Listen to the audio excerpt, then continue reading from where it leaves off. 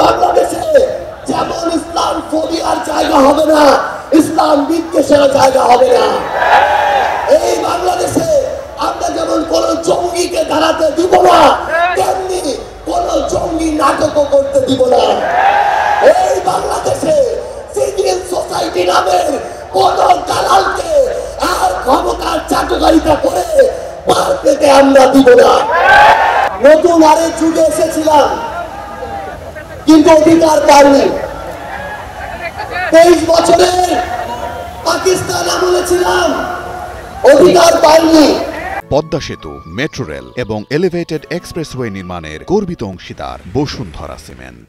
54 বছরের স্বাধীন বাংলাদেশে ছিলাম, অধিকার পাইনি। আজ থেকে 1 বছর আগে এই মঞ্চে ফ্যাসিবাদী ব্যবস্থার বিরোধ এবং নতুন রাজনৈতিক বন্দোবস্তের সামনে খুনি হাসিনার পতন ঘটানোর ঘোষণা দেওয়া হয়েছিল। 1 বছর হয়েছে, কাঙ্ক্ষিত অধিকার পাইনি। আমরা আর হতাশার কথা বলতে চাই না। আগামীর বাংলাদেশে আমরা যে অধিকারগুলো পেতে চাই, যেভাবে বাংলাদেশকে দেখতে চাই, আমরা সেগুলো এই মঞ্চ থেকে বলতে এসেছি।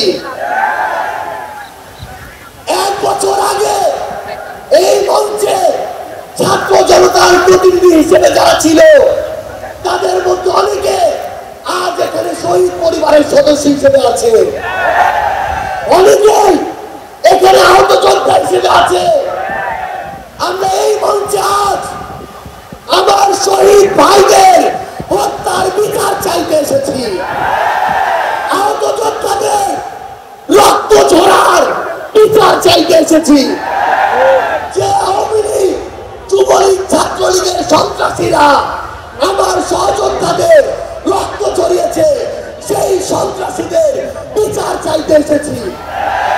আমরা এই অন্তর্বর্তীকালীন সরকারের কাছে মৌলিক সংস্কারের নিশ্চয়তা চাইতে এসেছি। আমরা আমাদের অসহায় শহীদ পরিবারগুলো, একমাত্র অবলম্বন হারানো শহীদ পরিবারদের পুনর্বাসন চাইতে এসেছি।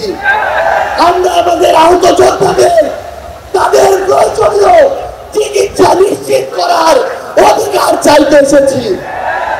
আমরা আজকে এই মঞ্চে স্পষ্ট করে বলতে চাই, ওই 72-এ যে সংবিধান একটা দলের সংবিধান ছিল, যে সংবিধানের ড্রাফট আরেকটা দেশ থেকে পাস হয়ে এসেছে, সেই মুজিববাদী সংবিধান এই বাংলাদেশে আর আমরা থাকতে দিতে পারি না।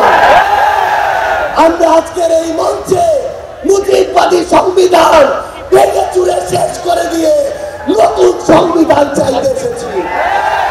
সংগ্রামী সহযোদ্ধারা, আমাদের যে লড়াই, এই লড়াই শুধু 24-এর জন্য লড়াই না। ওই 2009 সালে বিডিআর পরিকল্পিত হত্যাকাণ্ডে যাদের হত্যা করা হয়েছে, তার পিছনে প্রত্যেক কুশলীদের সর্বোচ্চ শাস্তি চাওয়ার জন্য আজকে আমরা এই মঞ্চে এসে হাজির হয়েছি। ওই শাপলা চত্বরে 13 সালে যাদেরকে নির্মমভাবে হত্যা করা হয়েছে, তাদের পিছনে যারা কাজ করেছিল, সে সকল খুনিদের বিচার চাইতে আজকে আমরা এই মঞ্চে এসে দাঁড়িয়েছি।